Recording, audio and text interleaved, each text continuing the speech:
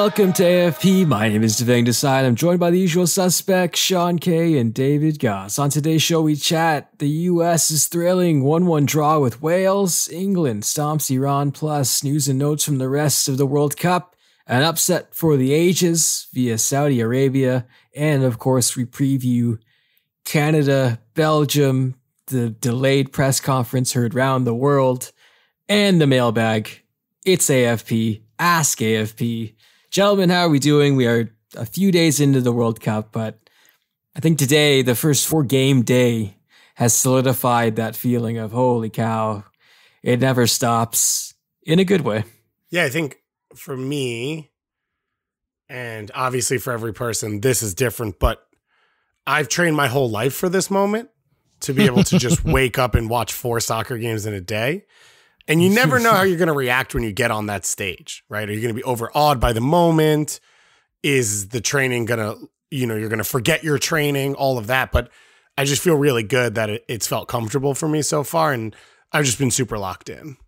Have you been able to stretch at all? Have you been, are you like feeling like you're going to be able to make it the whole tournament, or? Yeah, I've got a Theragun, so I feel pretty good. Yeah, it's been good. Today has really made it feel very World Cup. I felt like yesterday was sort of a punch in the face, being like, oh yeah, tournament started, games that mattered. But this one actually felt like I turned the page and was like, here's the World Cup, time to focus of the games that are happening. Well, not forgetting the bullshit in Qatar right now, but it just felt like today was a bit more soccer focused. It was, and yet some news off the field generating headlines. I think if you were watching Poland, Mexico, and if you might have dozed off during that, I don't blame you perhaps that much. But during that match, Ronaldo and Manchester United officially severing ties. End of an era, I guess. What a joke. What a farce. Timing-wise, though, it's going to be hilarious now to watch Portugal, because you have basically Ronaldo playing for a contract, I guess, so trying to show people that he's still got something left. It'll be weird. I mean, it's going to be what it was always going to be, right? Ronaldo was always at this World Cup to prove that if it wasn't that, it was proving that Man U was wrong and that he should be playing more. So he kind of was always going to play that way. And similar, I think, to Man U, he is holding the national team back. I think with the national team, it's different because I think Fernando Santos is the manager because Ronaldo accepts him and wants to play in his style, and that style holds the team back. So it's both him as a player, the limitations that we've talked about with Man U, as well as that.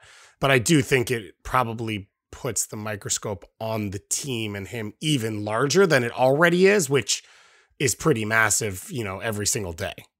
Good points. I feel like Ronaldo might be the perfect poster boy for this whole tournament when we're all said and done. And if this Messi thing isn't going to go perfectly, and if Messi's going to lose to Saudi Arabia and co, then maybe it's Ronaldo's time. Yeah, we are all shuddering. In other potentially upsetting news, I think this is way more upsetting, though, because it's the end of a franchise, really. CPL terminating Faith Sports' right to operate FC Edmonton, so that CPL franchise is no longer, at least for now, in the immediate future. A long history of soccer in Edmonton, though, and I think we don't have to look far back to see what the city means for Canadian soccer. The Snow Bowl, the historic win against Mexico being a great example of that, but the way it was currently set up with Faith Sports' operation, they could not continue, and it was no longer tenable according to the commissioner, Mark Noonan. And so we're left with an addition of a team out west in British Columbia, but the subtraction of a team in Alberta, Sean.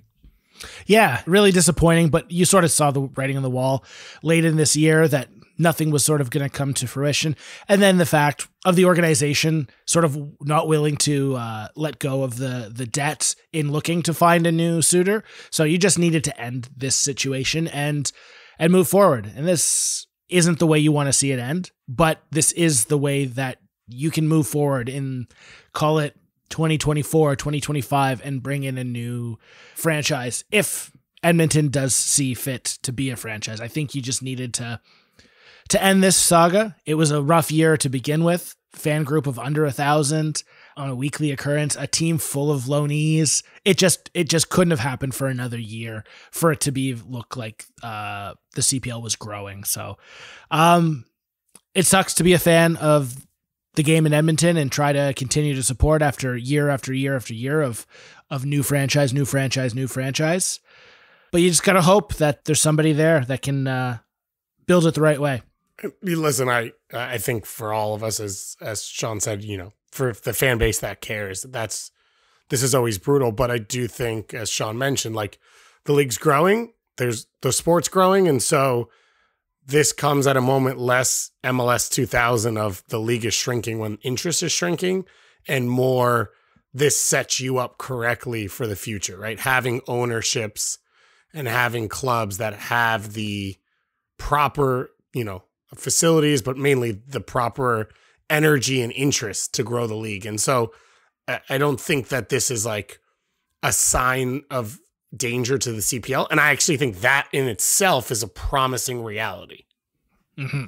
We shall see what happens. I imagine CPL will look to add teams, not subtract, in the very near future, and potentially Edmonton could come back in the picture if they do get that investment. And I think, yes, go ahead, Sean. Yeah, just to sort of go back on, just to add to what David said, like it's true. It's like, I know that this is sort of in a roundabout way, but like Chivas USA had to contract for LAFC to thrive. Like, and they're not the same group, they're not the same situation, but it allowed for something stable and strong to come in the market that failed like 5 years later, maybe longer, but still 10 years later. There's just still opportunity if the right person comes around, but still sad. Before we get to the action, as mentioned last week, we've partnered with Sports Interaction, and we want to keep having some fun with these prop bets ahead of Canada, Belgium. Here we go. How will the first Canadian goal be scored? Quite presumptuous to say that we are going to score, but I dig it. Dig the optimism. Easy. How will it happen? Right foot, left foot, header, own goal. What are we feeling, gents? I'm going to say right foot. Okay. Because I'm going to say that Jonathan David scores the opening goal. And so I think it'll be with his right foot. That's fair. It's the easy one to go with. Obviously, through odds, it's like 2.5 to 1. So you're going to win the least amount of money. But I think it's one of those things that I would put money on an own goal to happen. Just with a quick counterattack, scrambling defenders, especially with that old man back line of Belgium. It wouldn't shock me if a through ball, or sorry, not a through ball, but like a run down the wing by a Davies, a Buchanan, Richie Larea, and just trying to put that ball across and somebody knocking it. And at 10 to 1 odds, I'd be willing to put my money on that one. It's a fun one. So I don't know. Devang, what do you think? I think it'll be header, and I think it'll be Steven Vittoria, which is off the board on our chart here. So go big or go home. I think it'll be a set piece. And I like Stevie B. We're taking that nickname from Steven Gerrard. So here's an interesting one coming up next. Canada's goal disallowed by VAR. Yes, no. Yes is a 5.5 to 1, and then no is a 1.12. I'm going to say no because they're not playing against a FIFA favorite. Oh, like if they were playing one of the powers Saudi Arabia, that's true, or China, or Russia, one of the power players maybe. But I don't think Belgium has that juice. Quite honestly, they probably have the opposite. FIFA probably hates Belgium as much or equal to Canada. Well, they made them remove those love messages from their callers, which exactly. Why are they trying to bring politics into the game by using the word love? It's disgusting. Well, Gianni Infantini's trying to watch a game with Mohammed bin Salman. Just two bros trying to have some fun, right? Some bros just trying to relax. Classic Devils. The game lines themselves, Canada to win, impressive. Canada to draw, though, 420. Pretty good value. I'm seeing a result here in this game, and we can get into that. But I kind of like either bet here. Not probably going to advocate putting any dollars on it because I don't usually do that much in terms of unit value. But to add some spice, I'm feeling a draw here, Sean. Yeah, once again, I think that these, and this is sort of how these betting sites set up, but it's like, I think that there's enough value in here to entice you to do it. Like 6-1 odds on Canada to win. There's something there. What's the numbers on Steven Vittoria to score the opening goal? That feels like a cool, if the numbers are the way I assume, that seems like a smart bet. You should do this. Pull it up. Yeah. Let me pull it up right now. I'll get the Stevie V franchising. I forgot how to speak, but I believe I'll get the Stevie V trademark registered in several countries, just so we're covered.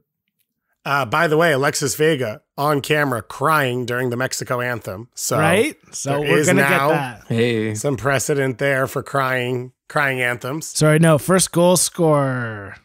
Oh, is he not available right now? Is he? Nice. He's not available. It's any other player at 10-1. Well, I love those odds. So find these props, lines, and more at Sports Interaction Canada Sportsbook, bit.ly/soda podcast. Join now. Gotta be 19 plus.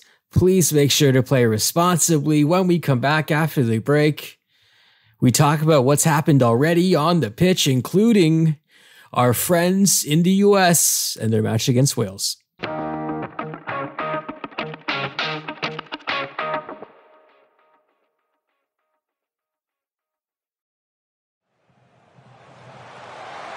Pulisic lays it through. It's Weah! Timothy Weah for the USA. What a moment for the Yanks, I'll admit. I let out a bit of a roar in my workplace watching this. I have a lot staked on the US not disappointing me at this tournament, David. So I'm all in Yankee Doodle Dandy, et cetera, et cetera. Great start, great beginning, great half, really great half. I thought the US was full value for that lead, but in terms of adjustments and things that changed, Rob Page to his friends pulled the right strings for Wales. And you could argue they were for a fair value for at least the draw, maybe more. The Walker-Zimmerman tackle on Gareth Bale, obviously a big talking point. But David, did anything surprise you from this game? Because I feel like a draw, pretty likely when you're assessing these two teams, but also assessing the way the game played out. Also maybe predictable in the sense that a young, hungry, fast US team maybe got a bit zapped by the moment as the game wore on. I wouldn't say that I would have had this script, but yeah, looking back on it, I agree with you that I think a lot of this makes sense the way it went. I still, and I told you this last week, like I couldn't guarantee the US performance. I've done a ton of research on this. Like there just are not a lot of really young debut teams at World Cups. And that doesn't mean that this team can't be really good. That doesn't mean you shouldn't have expectations. I think that part's even fine from some people, although I think some of them are unrealistic. That is what it is. But I think it was really promising to get that first half performance and have this team show that they could handle the moment and play at this level.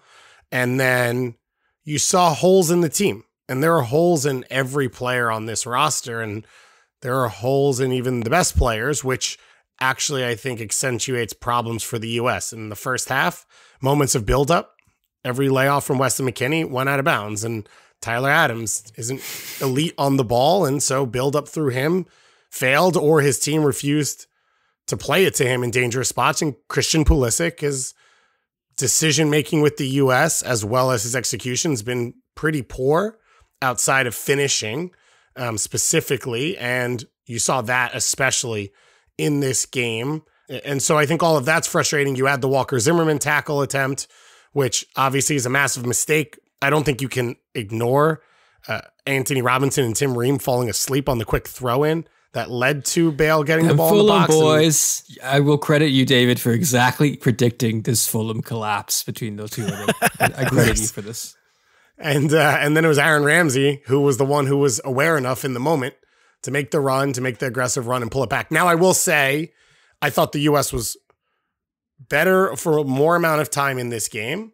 I thought that outside of Kiefer Moore's header off a free kick, Wales was never going to score if Zimmerman doesn't dive in. I didn't see any way in which Wales was opening the U.S. up, except for size and physicality off high balls.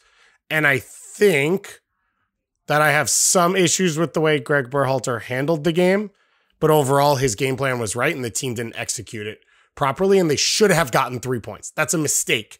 Now, I've taken some criticism from people I know that I was a bit too positive after the game. And I think, I could be completely wrong, but I haven't seen this team on a men's side in a World Cup in 8 years. They went out and played fun and played well, and they didn't lose, and they have set themselves up to continue to control their own destiny.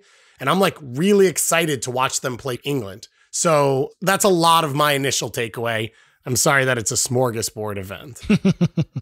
No, it's fair. Shouts to Aaron Ramsey as well. At the beginning, I didn't think he could pull off the hair dye job, but as the game wore on, I slowly bought into it. And I'm like, you know what? This reinvention is possible, and maybe he can turn back the clock. And he kind of did.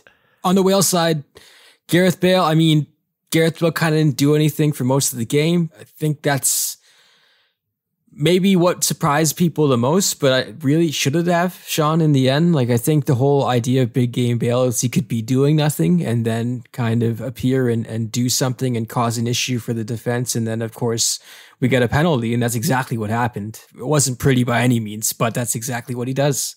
Yeah, this game wasn't built for modern day Gareth Bale. And this Welsh system is sort of like, once again, he'll show up and contribute to a goal here and there out of nothing. And that's sort of what you want. But especially in the first half, and I know that we went over this on the Discord a little bit, but that Kiefer Moore substitution at halftime just allowed Gareth Bale to have a little less stress on his back.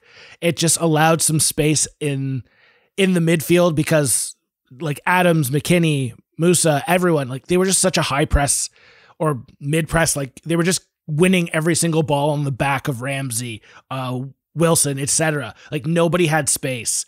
And what Kiefer allowed was to get them some space so that Bale could drop back into these zones, pick up the ball, and even just once again, just hold the ball, play it back, learn to work with the system and try. So, well, it wasn't sexy having somebody like that could hold up the ball in these pressure situations. And that's the same with Rambo too. Like Ramsey was coming in and just slowing the game down a little bit in the second half and was allowed to. I don't know if it's, and once again, me and David chatted about this a bit, but like I felt like the States could have put a little bit more pressure on Moore when he touched the ball, but I felt like they allowed him to sort of hold up, and that allowed them back into the game. But once again, you believe, David, right? That it was more that this sort of goal effect plus how US wanted to play after going up a goal. Do you think that was a mistake, or do you think that was the right thing to do in the moment? One, I'd ask you, which state do you think should have played better? Mississippi, Alabama? Like, which state specifically are you keying in on? No, ask your coach. Like Greg is wearing on the sideline states. So let's remember this is your brand. I just didn't realize there was big Confederate fans here who were all about it was states' rights, right? That's what we're fighting over. Okay, the second half looked like Florida, David. The second half looked like Florida. That's all you need to know. All right, 100% it did. Which should have its own national team because it's its own country because it is absurd place. So I think, Sean, I think that it was. I think the points you made about Kiefer Moore were correct, and it has to be pointed out, and I think it actually was right. The U.S. backed their press off and the entire game, not in the second half. And in the first half, anytime Joe Rodon had the ball, the U.S. stepped off him and made him beat them, and every ball he hit was high over the top, and the U.S. won 100% of the headers, or it went out, or it went to Matt Turner. Kiefer Moore started winning those balls, so that changed things a little bit, and that changed the geography of the field, which forced the U.S. to defend a little deeper. I think if you talk about the game plan against Wales, it's go up 1-0.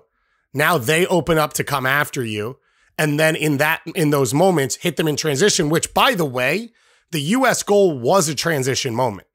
Like the movement from off Sargent through Pulisic into Timothy Weah, that was not in buildup.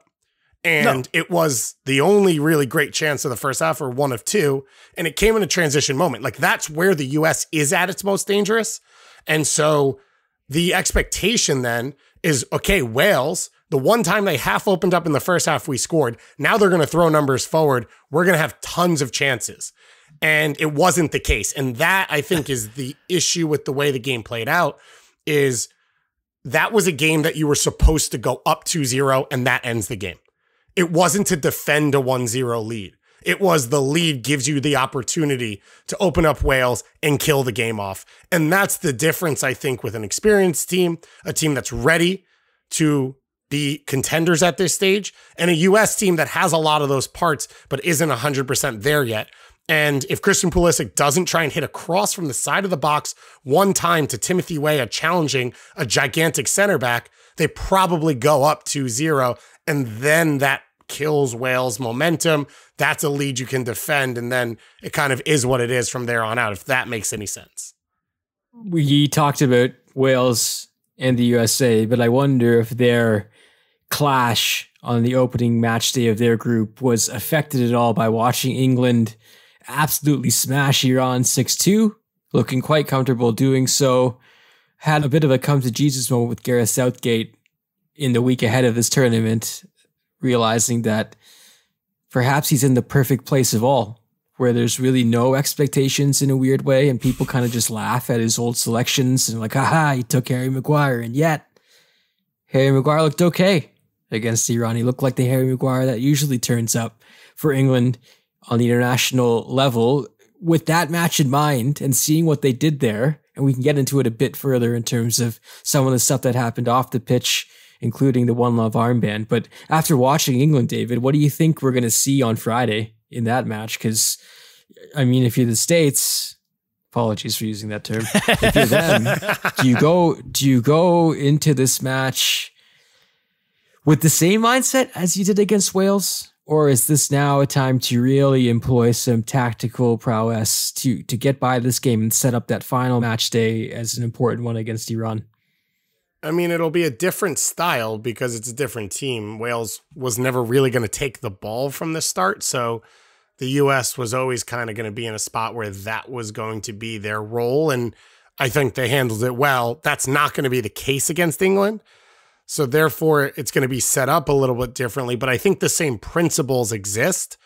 And I don't believe that I don't believe you take anything from England beating an Iran team that's in chaos on its own 6-2 after their goalkeeper gets taken out 12 minutes in. And obviously the protests that are going on with Masa Amini and the protests that are going on, like, there's so much happening inside that team that I think has nothing to do with soccer. Iran set themselves up horrendously. Like, they sat deep, but they sat deep in a 20-yard block, 25 yards inside their own half. And if you look at what Tunisia did today, like, that's correct. Your line of confrontation has to be around midfield at some point and start moving the opponent into areas you want. Iran just sat deep and let England go wherever they wanted to. And then Harry Maguire and pieces like that are factors on set pieces. So I don't take a ton from it. The one factor is I do believe that this gives England confidence. I think you can take Bukayo Saka from it as well, just to completely remove the, I don't want to say stench or like, but the bad feeling from the last time he put on that shirt in a big moment and getting over the penalties and moving on beyond that and winning man of the match. I thought that was fantastic to see. But generally, I feel you. And I think that England game, they took care of business and they did what they were supposed to do. I think that them scoring the goals they did was impressive. And I think the Declan Rice, Jude Bellingham combo could be perhaps the best when we talk in a month's time from now, after this tournament is over, just looking at them. I know it was Iran, but still, I really like that combo. So I feel like it's going to be an amazing test and possibly an amazing game as well, because I'm still not entirely sold on England for all the reasons we've talked about, including challenging them with speed, which the United States can definitely do. So I think that game's going to be a barn burner. Should we talk about some of the other stuff, though, regarding that England match? Of course, Harry Kane, along with several other European captains, did not or will not wear the One Love armband after it emerged that it's possible they would have been yellow carded for wearing them as making a political statement. So the teams just decided not to wear it. And then conversely, the Iranian players did not sing their national anthem, which I think took an incredible amount of courage. And just contrasting those two things alone makes me sit back and wonder, I thought I saw Virgil van Dijk saying he's a defender. So like, it's a different story. And if he starts with a yellow card, what does it mean? And I'm thinking to myself, yeah, but also, damn, what a statement that would have been. What a statement that could have been. Yeah, and I think a lot of the commentary that I've seen coming out is things are a protest, not because the rules are set up for them, right? A protest is normally breaking the rules and doing things that are outside the norm to prove a point. And I think that's one of the things that's tough. You'd love to see solidarity, right? You'd love to see, in reality, 32 teams of players go out there with rainbow something on and tell the referees to yellow card every single one of them. You don't have uniformity in thought in all athletes. And I doubt it's even close when you talk about players in this World Cup, but I can't tell you 100%. And I don't, I think you come back around to like, yeah, it's not required of these athletes and of these players, but it would be nice to see. And it would be nice to see all the time. I think that's one of the things that I don't disagree with any protest attempts or focus at this tournament, right? It's pretty horrendous what some of these laws are like in Qatar, but here in the US, we had a shooting at a, gay bar in Colorado last week. Like these are conversations we should be having all the time. And if you are having them all the time and pushing them all the time, you don't get a ruling from FIFA 12 hours before your game at a World Cup in 2022 to say you can't do this. Like, this is stuff that should be accepted already because it's been forced through. 100% well said. We've seen fans and journalists alike being prohibited from wearing rainbow-themed shirts or gear to games. I saw Grant Wall suffered that incident, as well as some other fans have been told to change their shirts. That's exactly it. I mean, this is not supposed to be easy either. The idea that, oh, well, they told us we can't, so that's it. I think this is the whole problem here. And Exhibit 3000 of what FIFA is, or who they make friends with, or who they accept and who they don't. And it's quite disheartening. I'm trying to view people there through a couple different lenses and be forgiving in the sense of like, this is a once in a lifetime opportunity and good on them for making the trek. I also understand that they might not feel comfortable speaking out or voicing these beliefs there, but I wonder if someone is going to, and what's going to happen as this tournament goes forward, whether it be someone getting on the field or something else. But I don't know. My thoughts went to that place, sadly, and I'm a bit concerned, but we'll see what happens. Moving on to the rest of the World Cup, I mentioned the upset of all upsets, possibly the biggest one since those Yanks shocked England in 1950. Saudi Arabia? What? Those in green are desperate for the whistle. And there it is! A group stage start beyond Saudi Arabia's wildest dreams. Lionel Messi nullified, Argentina beaten, and beaten the hard way from a goal behind. Saudi Arabia beating Argentina after about 600 VAR calls to start that game, which are very confusing to look back on now and be like, okay. A $10 bet would have netted you $200 if you had wagered on Saudi Arabia. Argentina's 36-match unbeaten streak ended. It's a national holiday in Saudi Arabia tomorrow after this. But... and I'm putting on my PTI pardon the interruption hat on. This is my Tony Kornheiser impression. Is this exactly what Argentina needed to kickstart their run to the title? I don't hate that take.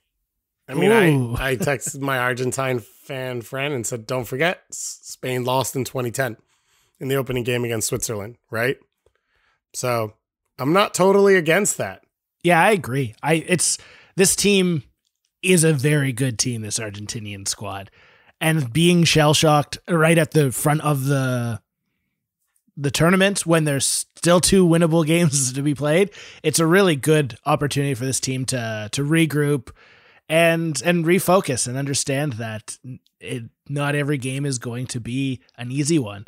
And I went out and picked them to win it all. And I'm getting texts from my brother-in-law who I told to pick to win his office pool, being like, what the hell did you tell me to do? But I still am I'm very confident with this team. I still think that they're going to win the group and come out and they'll be perfectly fine. Am I crazy here? No, I think one thing was, and this is as someone who Saudi Arabia played the U.S. a few months ago, not a ton of what they did had been on display of playing that high of a line and playing the way they did. So I think that threw Argentina off a little bit. I also think, no offense, Sean, but I don't think Christian Romero is going to start a game in this World Cup. I don't know that Tagliafico will again, or at least will in the next game. And that might help this team because they might be able to put the pieces in. I thought Acuna was much better. Like that might shift who ends up being the core of this team. And I think Julian Alvarez is becoming more and more important as the tournament goes along. That could be a positive in terms of personnel, in terms of mentality. Yeah, they still control their own destiny. Poland drew Mexico 0-0. Like for Argentina, they win the next two games, they win the group. If they don't, there's still a ton of other math for them to get out. So I still haven't taken away their favorite tags in my mind. But I also think it's changes the dynamics of the group because not just did Saudi Arabia pick up 3 points, but you can't count them as a pushover now with Poland and Mexico. And so I think it just changes everyone's calculus. You know who also didn't look so great? Christian Romero, Sean. Just saying. Not to dwell too long on that. Lisandro Martinez probably should have started that game. Probably. I cannot believe. I love Romero. I think he's just a hell of a player, strong in there. And what today, oh my gosh, that was not the same player. He looked like Eric Dyer out there. It looked like they switched bodies. Yikes. Yikes. The thing is, though, for Argentina, it wasn't all bad because Poland and Mexico played to a 0-0 draw. Robert Lewandowski had a penalty attempt, but sadly for him, it was Memo Ochoa on the other side of things. And as we all know, he does not concede penalties. What a remarkable run for this man. And what a remarkable run for the clear future 2023 number one goalkeeper of your Toronto FC, Guillermo Ochoa. That wouldn't... honestly, I have no idea what that would look like. There's such a David's nervous laughter says it all. It's concerned. Oh God, they're going to do it again, aren't they? Yeah. Yeah, right. Well, he could play behind Victor Vasquez, so he'll be very comfortable for him.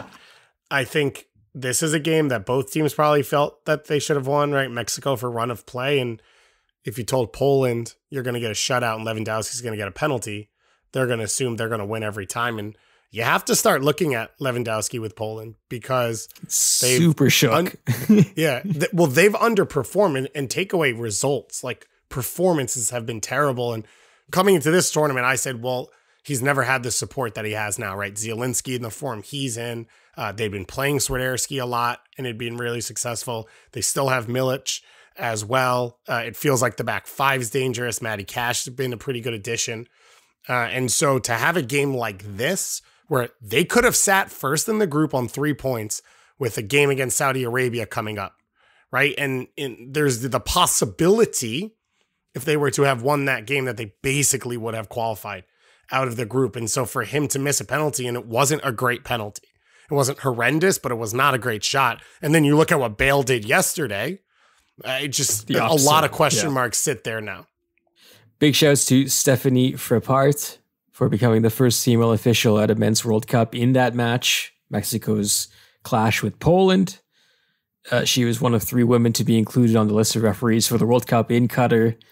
So, a historic moment for her. Congratulations. Elsewhere, no Karim Benzema for France at the World Cup. Bit of a weird one. Didier Deschamps didn't replace him. He might have no one left. Yeah, that's also fair. I mean, for France of all countries, I feel like there's depth there that I can maybe understand why.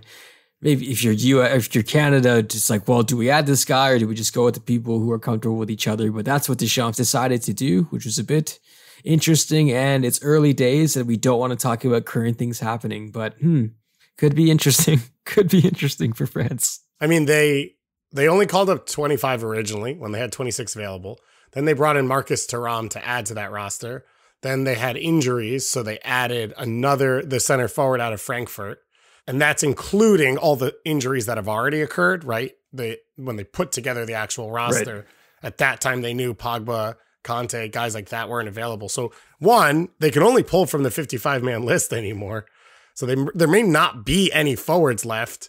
And two, they may not be any good. And so there's not more value in bringing someone in than sort of being left with what you have. At the same time, they're France.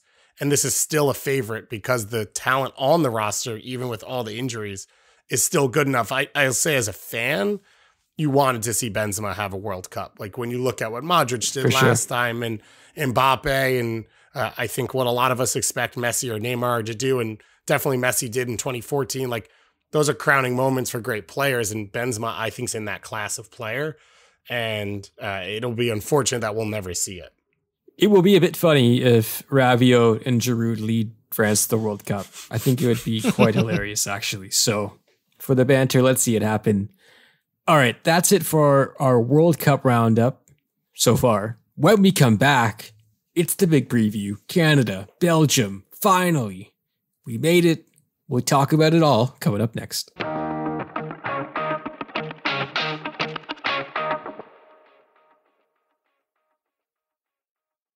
Yeah, I mean, like I say, a lot of the lads, I think we're pinching ourselves. It's just real now. It's getting more real by the hour as the first game looms. But yeah, it's been a hell of a journey to get here. Gritty, resilient, and hopefully that's what you'll see from us through this tournament. John Herdman talking ahead of Canada's historic clash with Belgium. Surprise, surprise, everyone is healthy. It's appearing maybe Emilian Borjan, the one guy who is questionable, but clean bills of health for Stefan Eustáquio and Alphonso Davies. Canada a bit late to their press conference, much to the chagrin of those assembled for these availabilities, including Team Belgium, who I think was waiting for Canada to go. John Herdman getting into their grill immediately, making them mad when they go to sleep ahead of this game. It's a tried and tested technique, and in Herdman we trust, but the health, folks, the health is big.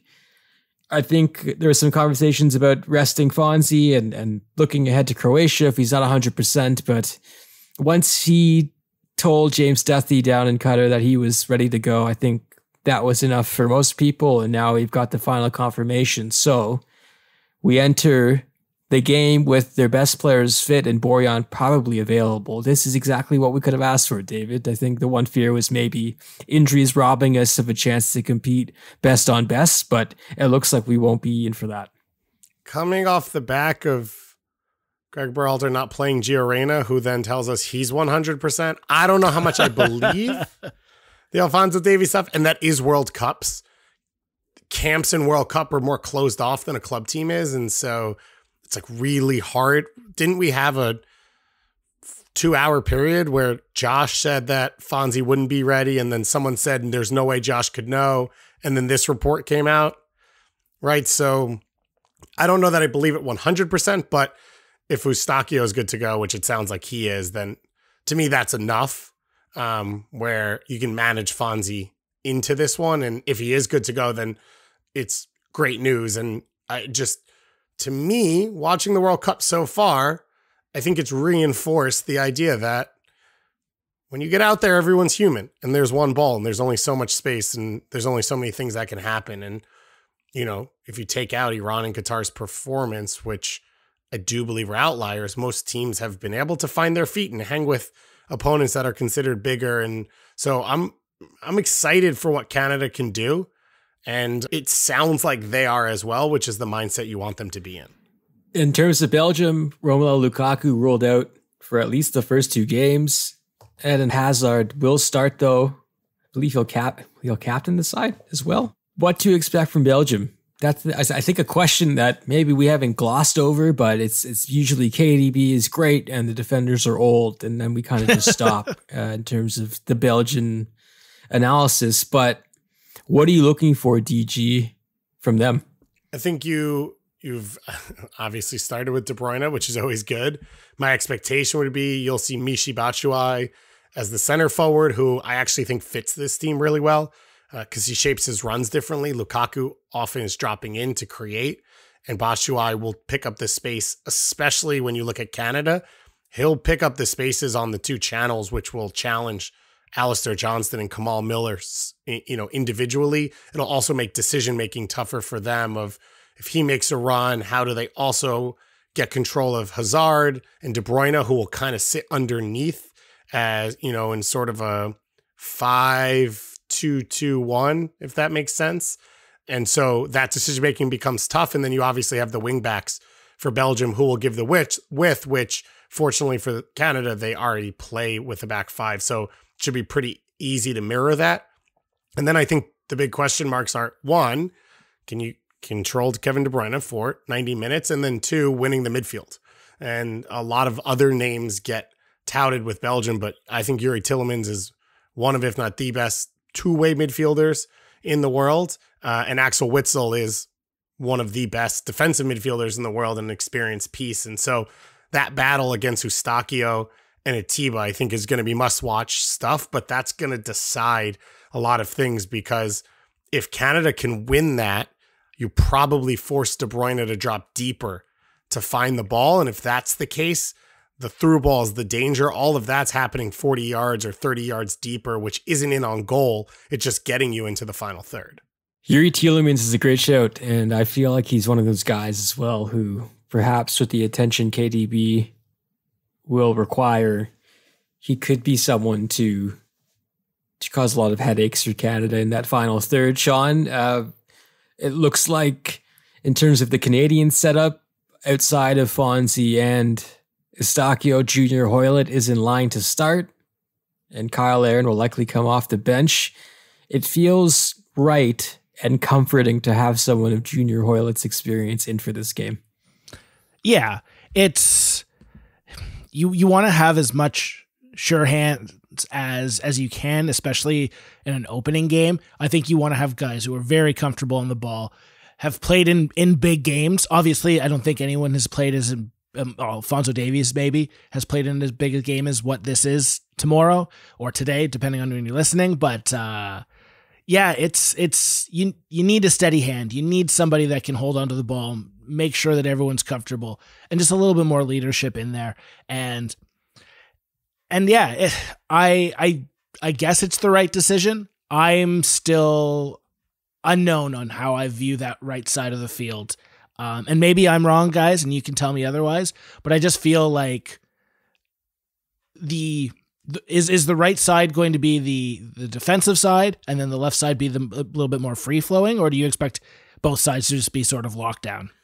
So let me ask this. If we think Laren's off the bench and Hoylett starting, do you think it's a 5-4-1 with Davies and Hoylett playing wide in front of wingbacks? Do you think Hoylett's a 10 and Fonzie's a second forward? Like, what's your expectations if everyone is quote unquote healthy that we think will be healthy and Laren's not starting?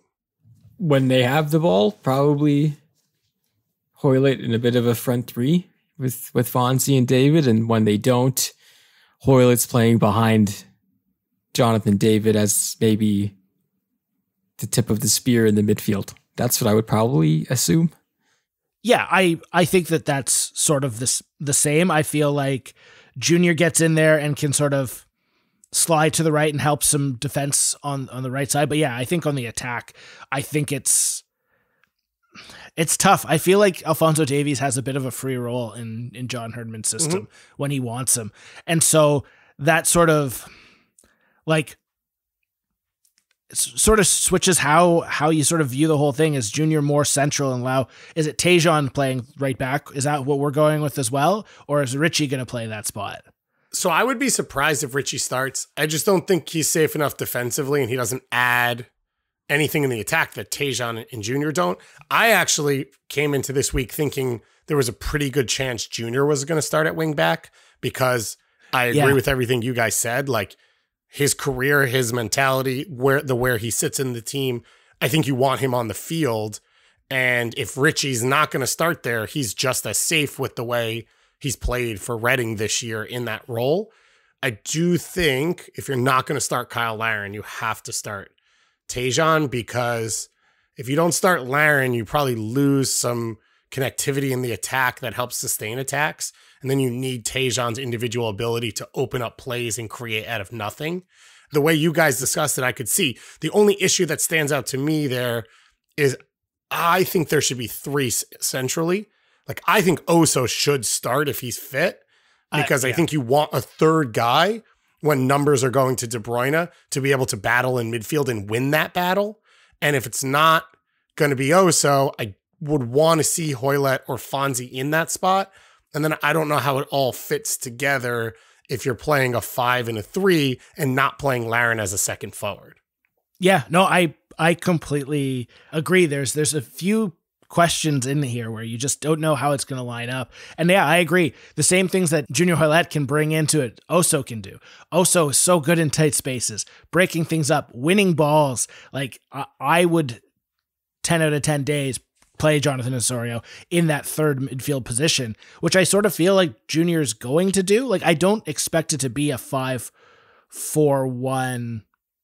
That just seems so negative and in such a weird situation when you line it up. I don't know.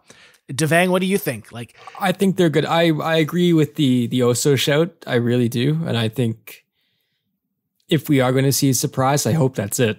When they don't have the ball, Hoylett is going to be in the midfield, kind of in that 3, I think, alongside Eustakio and Atiba. And when they do have the ball, I don't know if it'll change that much in terms of his position. I think they'll have Tajon occupying the right side with the thought that I guess Junior can cause more harm or disruption for Belgium in the build-up than an Oso would. I guess there's room for debate there. I don't know if that's totally unfair to Oso. I think he's become a really good pressing player. I think he's become a much more reliable defensive player.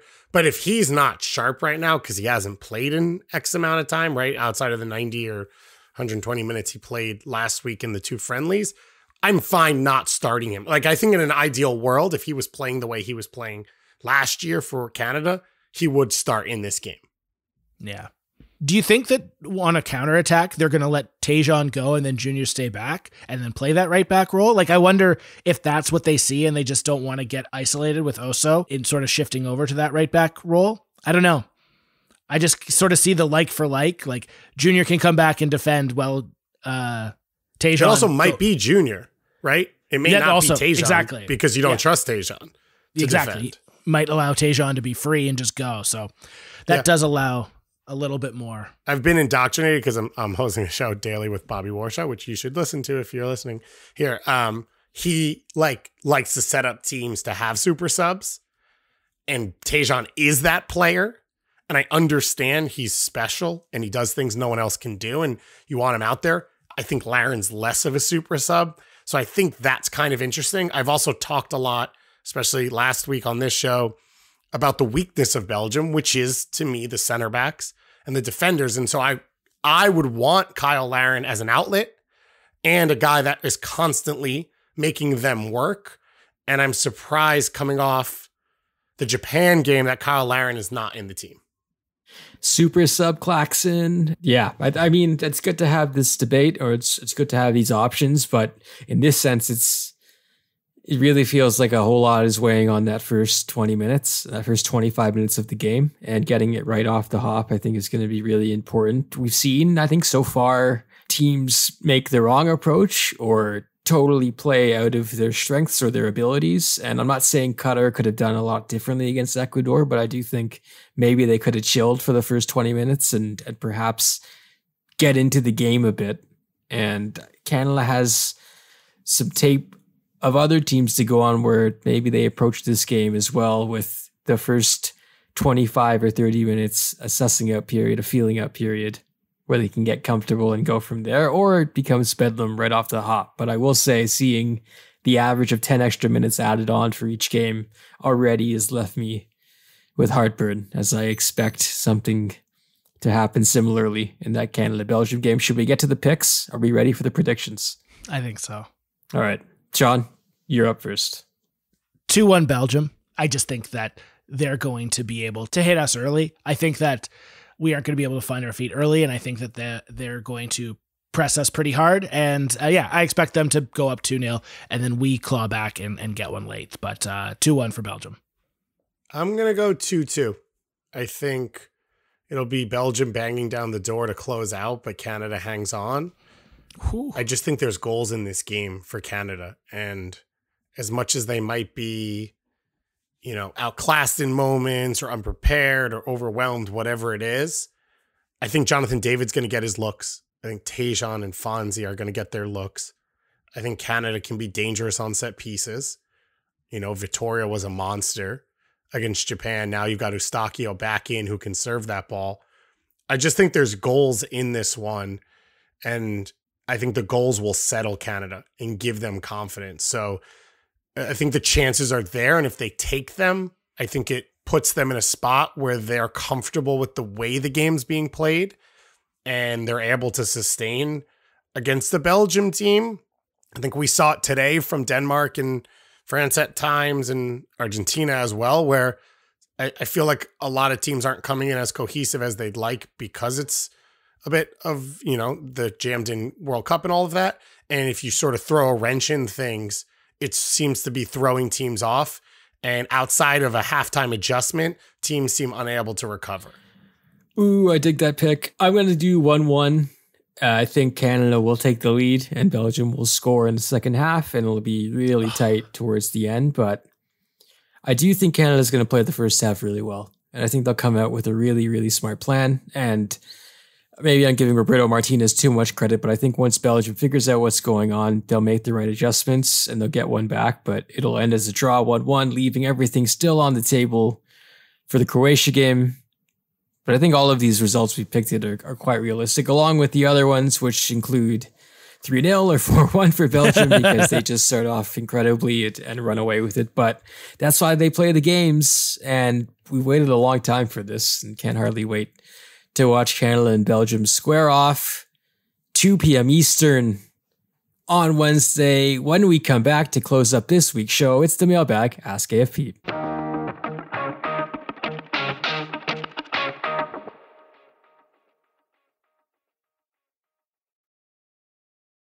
Welcome back to AFP. Before we close off this week's episode, a reminder, we are on patreon.com/a football podcast, where things are bumping with the World Cup underway. But it's not just that tab. There's chats going on everywhere, as there's news breaking everywhere, including Garth Lagerwey heading to Atlanta. I just saw that in the Discord. So yeah, that's an example, Sean. Yeah, exactly. When you're recording a podcast, you can just scroll through the Discord in the MLS section, find that out. You can hop into the chat World Cup, see what's going on with Australia and France. And then on top of that, you get ad-free episodes every single week, and you get it a day early. So for example, you're getting this on a Tuesday instead of a Wednesday. So you have about a 24-hour runtime before the game, as opposed to you having to force yourself to watch it while eating your shreddies. So if you want to join the family, head on over to patreon.com/a football podcast and join us today. Sean, let's go to the mailbag. Yeah, it's now time for hashtag Ask AFP, where Devang, David, and myself will do their best to answer all your questions. So thanks to everyone who sent their questions into Patreon Discord, as well as Twitter. We start with Matty J, and he mentioned in the Discord that Qatar looked good in the Gold Cup, but is Ecuador the real deal, or was the Qatar sort of hyped up too much heading into this event? Devang, you start first. I'm going to say Ecuador is closer to being the real deal than Qatar being really bad. I do feel like the jitters or the everything kind of building up for that team heading into this was a bit much, and the fact that they kind of stopped all of the regular preparation you would have and basically siloed off and started preparing for these games months ago maybe was a negative move on their part to maybe not prepare their players for an atmosphere like this. But I will say Ecuador and the way their roster is composed and the players that are on there, if you've been watching the Premier League and watching Brighton at all, there's a collection of Ecuadorians there that have been really, really fun to watch. So I don't think that's that much of a surprise, but I did feel like all the surrounding parts around someone like Enner Valencia kind of seem like perfect tournament soccer to me, David. Like, I feel like that kind of team makes sense in this type of format. Yeah, and not to like lean on this or keep bringing it up, but Enner Valencia in a young team is a piece the U.S. doesn't have, right? If the U.S. did, then you have a guy who finishes big moments. Now you're up 2-0. And that's sort of what Ecuador has, as you said, like incredible young players, a little bit of experience at the back, and then Enner Valencia sort of a different generation. But I agree with Devang. I think Qatar, most people understood who they were, and they were completely overwhelmed by the moment. And I think it's a fairly unprecedented moment. Like, a lot of the players on the field were groomed as children over the last 12 years to stand on that field and do something in 90 minutes, and they didn't handle it well. And you look at Brazil and the tears and the devastation, all that stuff in 2014. I guess Qatar could have taken steroids like Russia in 2018 and started against Saudi Arabia at home. That probably would have gone better for them. But I won't be surprised when Qatar plays better against Senegal and Netherlands than they did against Ecuador. I never thought they were going to get through the group. I picked them to be fourth anyway, but I think the performances will improve over the next two games. I think Sanchez is going to say to the team that they were better in the second half. They know they can play better, and I won't be shocked when they do. Moving on, Patrick Brisebois suggested in the Discord that Karifa Yao, the signing by Vancouver, was a no-brainer. David, do you agree or disagree, and why? Agree. One, it's a domestic player, so it's also a player who's going to sit at the end of your roster. I know people around Montreal who like Karifa Yao as a player, and obviously we've seen good stuff from him in the CPL. It worked out for Vancouver with Maxime Crépeau, if you remember, who played on loan at CPL, came out of the Montreal Academy. It also feels like Vancouver has some level of confidence in their academy, but they're still trying to bridge the gap to whatever the next generation is, and they've had some trouble getting games for a lot of guys through COVID. They've been more isolated even than Montreal and Toronto have, because they can't play against the Cascadia rivals in any level over this time, but they don't have other cities around them. And so I just think it's the type of move you make, and you hope that it pans out for you. And if not, it doesn't really hurt you. No, it's a great answer, David. Moving on, Steven on Twitter asks, was Saudi Arabia's win over Argentina today the biggest shocker in World Cup history? Devang? It's got to be up there. I saw some shouts for Cameroon beating Argentina in 1990, but I think for me, the biggest one might have been Italy, South Korea in 2002. That's definitely the one I think I remember really well, and having it be one of the host nations and having it have the controversy attached. I think that one for me personally will go down as one of the biggest upsets, but I think it's hard to bet against this one happening today and basically the stakes involved and Leo Messi's coronation. I think this one on Tuesday morning is going to be up there as an all-timer. So I'm going to stick. Well, so one thing is the biggest shocker is the question. So an upset, I'd say probably yes. To me, when the Dutch just dismantled Spain in 2014, right? I'm pretty sure that was the opening game of the group stage. Spain coming in as 3-time, defending champions across Euros and World Cup. And then what, did the Dutch put up 7 or whatever it was in that game? I think that goes on that list of shockers. I think Senegal in 2002 against France, because you also then talk about the moment there of like opening game. You're playing against the reigning champions. It was a complete unknown. I didn't really understand until this year. I guess in my life, off a moment like that, Senegal has always been a bit of a power.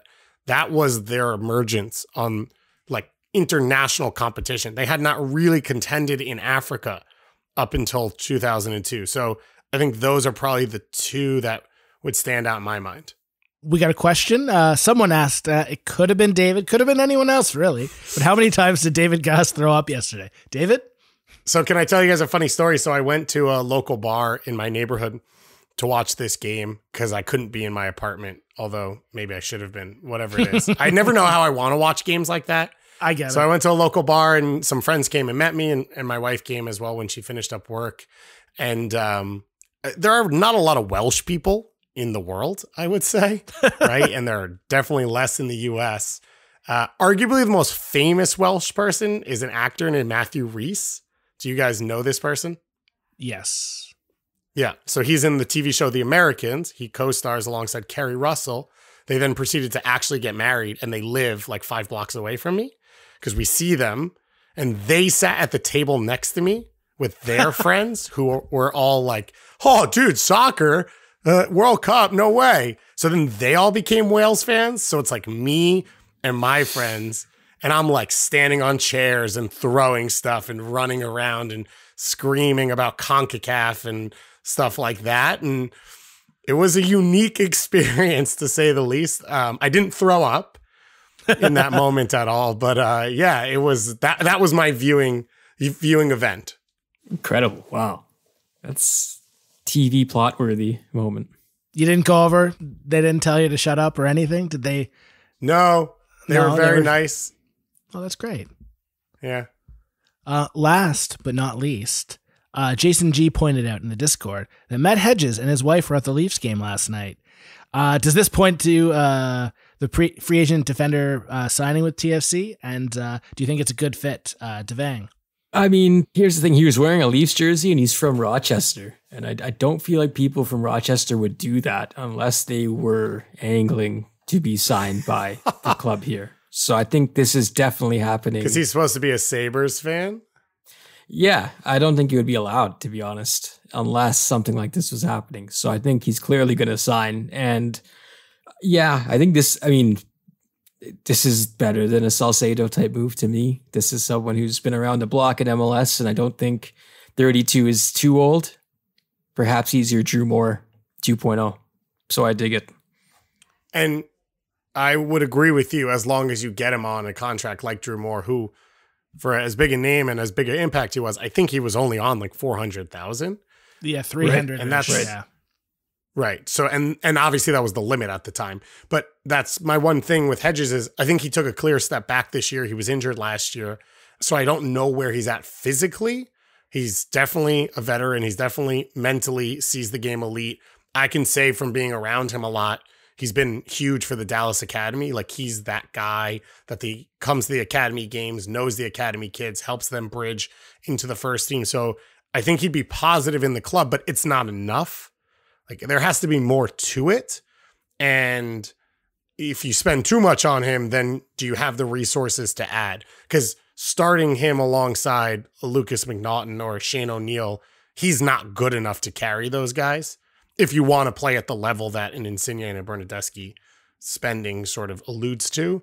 So I would say if you get him on the right contract and then can add other pieces around him, I think it's the right signing. So just to go back on that one, like obviously, what do you think a number is? He was on 900K last year, and obviously Dallas wasn't interested in that. I actually heard their option was for an even higher number. So it would have been like 1 or 1.2 million. They offered him like half of that over the course of 2 more years. So you're then saying like, is 600 an okay number, or do you want it to go below the threshold of max? I don't think you can get him for less than 600. My assumption is other teams were willing to pay him that. So you're starting to push the 750, 800, which I think is a lot for a guy who you're unsure. I'm unsure of now. TFC's numbers could say something different. Their scouts could say something different.